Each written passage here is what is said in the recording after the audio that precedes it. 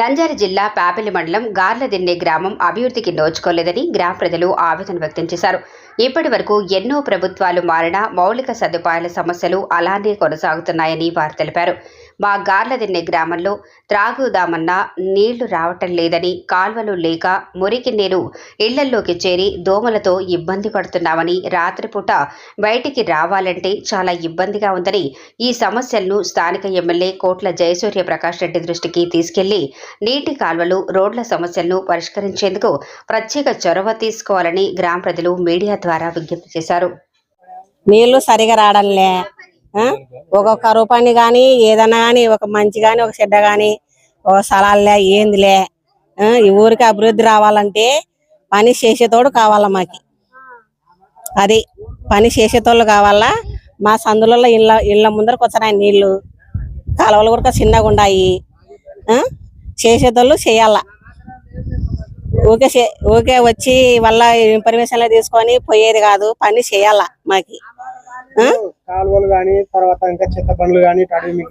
చెత్త బండ్లు లేవు, కసు ఎత్తేతోళ్ళు రారు సరిగా. వాళ్ళని అడిగినామంటే మాకు జీతాలు రావడంలే, మేము చేయడంలే అని చెప్తున్నారు. మాకు జీతాలు రావడంలే, వాళ్ళు మేము చేయడంలే అని చెప్తున్నారు. వాళ్ళు కూడా పని చేసే వాళ్ళకి కూడా జీతాలు రావాలా. ఇప్పుడు మనకి ఎట్లా శాలరీ వచ్చిందో వాళ్ళకు కూడా రావాలా చేయాలంటే పనులు. వాళ్ళు మేము అడిగేతలకు ఆ మాట అడుగుతున్నారు. ఈ ఊర్లో ఎవరు పెద్ద మనిషి ఉన్నాడు వాళ్ళు చేయాలా, వచ్చి ప్రజల్ని కనుక్కొని పోవాలా. ఊరికే చేచాలే మేము రోడ్లు వచ్చినాక అన్ని అయిపోతాయి అంటున్నారు. కాలువలు, పెద్ద కాలువల మీదకి సిమెంట్ చేసేసినారు. వాళ్ళు తీయని కూడా అవకాశం లేదు. అది వచ్చి వాళ్ళు పలగొట్టి మొత్తం చేపించే బాధ్యత వాళ్ళది. నీళ్లు కూడా రావడంలే. పోలీసు వాళ్ళు వచ్చినారు, పంచాయత్ సెక్రటరీ వచ్చినాడు. ఎవరు చెప్పుకుంటారు చెప్పుకోరు, ఆతులు వెరుకోలేరని చెప్పినాడు కనేట్రా సుబ్బయ్య. అన్ని అయిపోయినాయి.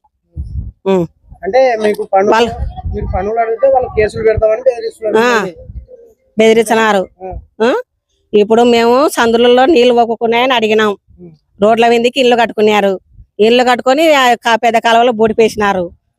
ఊర్లో అడిగినామంటే వాళ్ళు ఏం లేగా ఎవరు పెద్ద మంది చెప్పుకుంటారు చెప్పుకోరు, ఏం ఆతులు పెరుకోలేరు అని అన్నారు.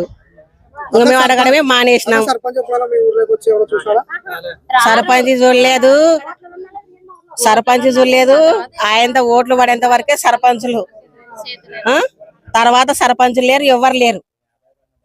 వచ్చి చేద్దామనే గాని వాళ్ళ పనులు వాళ్ళు చూసుకుంటున్నారు. అది సమస్య. గార్లదిన్నె ఇక్కడ పంట, గార్లదిన్నెలో పంట మాది నష్టపరిహారం జరిగింది. ఇక్కడ తాళాలు వేసుకున్నారు గోడంలో, కానీ మాకు నష్టమే జరిగింది. కానీ ఇక్కడ తాళాలు ఎక్కడ ఎవరి దగ్గర ఉన్నాయి మాకైతే తెలియదు. అంతే. మొక్కజొన్న వేసినా, మొక్కజొన్న 2.5 ఎకరా ఉంది మాకి. అవి ఇక్కడ వానకు తడిచిపోయినాయి. నిన్న రైతు జరిగింది. గోడౌన్ ఉంది కానీ అది తాళాలు ఎవరి దగ్గర ఉన్నాయి మాకు తెలియదు. ఎప్పటికి లాకే ఉంటది. మేము అది ఓపెన్ చేయడానికి చూస్తే అది ఓపెన్ కావడం లేదు. ఇక్కడ ఆసుపత్రి కట్టించినారు కానీ దీనికి ఒక మందు లేదు, ఒక డాక్టర్ లేడు. ఇది ఓపెన్ చేయలే. ఆ బిల్లులు చేసుకోలేదు తెలుదు. కట్టియడం అయితే ఆ పసర ఆసుపత్రి అని కట్టించినారు. కట్టించి దీనికి ఏం సౌకర్యాలే లేవు. ఇక్కడ పైన సంవత్సరంలో బుగ్గన రాజారెడ్డి ఇక్కడ శాంక్షన్ చేసి కట్టించినారు పైన గవర్నమెంట్ లో, జగన్ గవర్నమెంట్ లో. కానీ ఇప్పటికీ ఇది ఇంకా ఓపెన్ కాలే. ఒక మందు లేదు, మాత్ర లేదు, ఒక పసలకు సౌకర్యాలు లేవు. ఎవరు బిచ్చగాళ్ళు ఎవరు వచ్చి ఉంటారు. మీకు వాటర్ ట్యాంక్ గతంలో కట్టిస్తా అన్నారు. దాని నుంచి నీళ్ళు ఏమైనా గత ప్రభుత్వం ఎవరైనా చెప్పారా మీకు వాటర్ ట్యాంక్ అని? వాటర్ ట్యాంక్ అది మా గవర్నమెంట్ లో, పైన గవర్నమెంట్ జగన్ గవర్నమెంట్ లో కట్టించినారు. దాంట్లోకి ఒక సుఖం నీళ్లు ఇర్సలే, జనాలకు ఊర్లోకి ఇర్సలే ఒక బిందెకు. ఇక్కడికి ఏమైనా పశువుల ఆసుపత్రికి సంబంధించి ఎవరైనా అధికారులు వస్తున్నారు? డాక్టర్లు ఎవరు రాలే, డాక్టర్ రాలే, ఆఫీసర్లు రాలే, ఎవరు రాలే. దీని గురించి మీరు దీని గురించి ఏం అడగాలనుకుంటున్నారు? ఇది సౌకర్యం చేయాలా. ఆసుపత్రి కట్టించినాక పసలకు చేయాలి కదా సార్. దానిలో పసల కోసం కదా నోరేళ్ళకు కట్టించినారు. వాళ్ళకి ఇంత మందులు మాత్రలు ఇవ్వాలి కదా.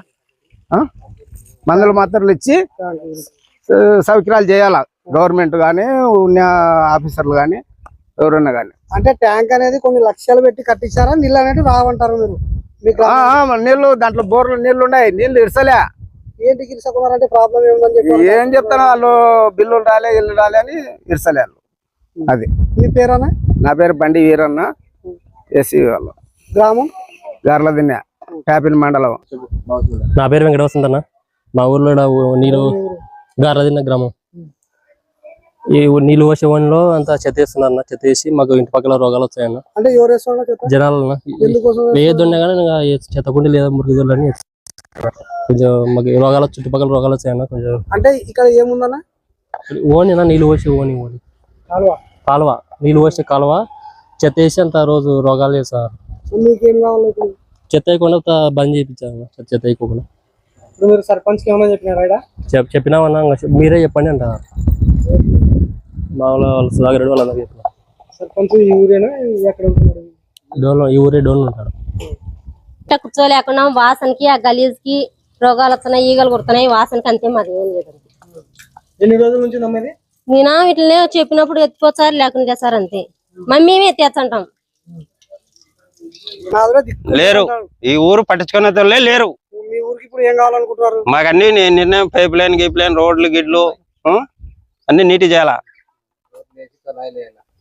మీ పేరేనా? ప్రభాకర్, గ్రామం గార్లదిన్నె. ఇప్పుడు నీటి సౌకర్యం బాగుందేనా మీ గ్రామంలో? నీటి సౌకర్యం, ట్యాంకులు కానీ? నీటి సౌకర్యం లేకనే చెప్తున్నాను. ఇప్పుడు ఆల్రెడీగా ఇప్పుడు నీళ్లు మళ్ళీ రిటైర్డ్ పైప్ లేక పోయి మళ్ళీ కొలాయికి తాయికి పట్టుకుంటున్నా. ఆ నీళ్ళే మళ్ళా డస్ట్. అది ఈ గ్రామంలో ట్యాంకు కూడా ట్యాంకు లేదు. ఆ ట్యాంకు చుట్టూ మురికి నీళ్ళే వస్తుంది. అక్కడ రోడ్డు కూడా లేదు. ఇది ఇక్కడ ఉంది, ఇక్కడ ఉంది. ఇప్పుడు రోడ్డు ట్యాంక్ కాడ మా ఇంటి కాడ ఉంది. దానికి ఏం నిర్ణయం లేదు. మరి అక్కడ దోమలు అట్లాంటివి కూడా దోమలు వస్తున్నాయి, అన్ని వచ్చాయి. ఎవరు నిర్ణయించే పాములు వచ్చి ఇప్పుడు బాగా మీరు ఆడ ఉన్నారు, పాము ఇంత లావు ఇంత. అన్న గ్రామానికి నంద్యాల ఎస్ఆర్ కాలేజీలో చదువుకున్నా. ప్రతి గ్రామంలో చూసినా నేను ఒక యాజ్ ఏ విద్యార్థిగా. ప్రతి గ్రామంలో ఫిల్టర్ నీళ్లు ఉన్నాయి, కానీ మా ఊర్లో నేను 4 సంవత్సరాల తర్వాత వచ్చినాను. ఇక్కడ ఏ ఫిల్టర్ నీళ్ళు లేవు. ప్రతి ఒక్కరూ మాధవరం గ్రామానికి పోయి ఆడ డబ్బులు పెట్టి తెచ్చుకుంటున్నారు.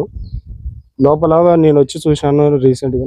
లోపల ఫిల్టర్ నీళ్ళు మిషన్లు ఉన్నాయి, వాటర్ కింద పైప్ లైన్ ఫెసిలిటీ ఉంది, ట్యాంక్ ఉంది. లోపల సామాన్లు వచ్చి తుప్పు పడినాయి. దీని మీద PGRS కూడా మేము కంప్లైంట్ చేసినాము, కానీ రెస్పాన్స్ లేదు.